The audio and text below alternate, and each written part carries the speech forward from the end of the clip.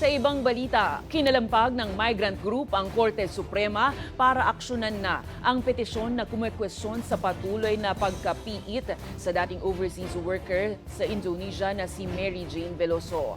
Apela ng ina ni Veloso kay Pangulong Ferdinand Marcos Jr. Igawad na ang executive clemency bilang regalo ngayong papalapit na Mother's Day. Ang balitang A to Z ni Ace Cruz. Mary Jane Veloso!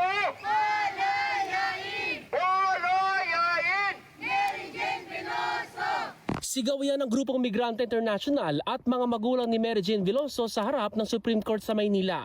Bitbit nila ang inihaing motion sa SC para resolbahin ang nauna nilang inihaing writ of habeas corpus noong November 2025. Pati ang sulat kamay ni Mary Jane Veloso kay Chief Justice Alexander Gesmundo para sa kanyang paglaya o sa pamamagitan na executive clemency ng Pangulo. Para malaman kung ano ba ang batayan sa patuloy na pagkakapiit niya sa Correctional Institute for Women.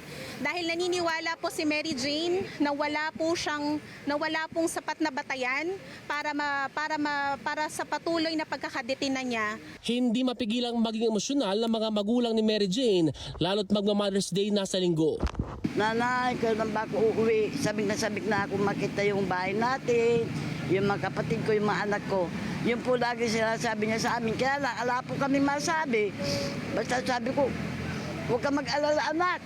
May Diyos, kung wala mga ano sa'yo, maghihimala ang Diyos isang araw ka ako, tingnan mo makakauwi ka na.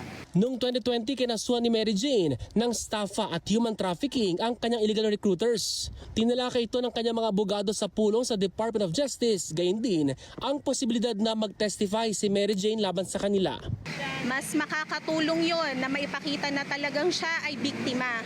Dahil yun nga, mapapatunayan na meron talagang illegal recruitment na nangyari sa kanya, human trafficking. Panawagan nila kay Pangulong Ferdinand Marcos Jr. gamitin ang ASEAN Summit para makausap si Indonesian President Prabowo Subianto at iba pang heads of state para masugpo ang human trafficking. Maawa po kayo sa amin. Matagal na po kaming nagdusa. Nagbuhat noong 2010 hanggang ngayon po. Nagdudusa pa rin kami. Bago ilipat si Mary Jane sa Correctional Institute for Women sa Mandaluyong City noong December 2024 hanggang sa ngayon, 14 years muna siyang nakulong sa Indonesia sa kasong drug smuggling.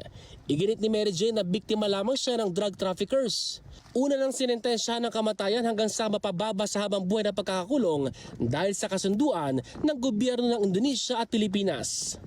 Para sa Balitang A to Z, Ace Cruz.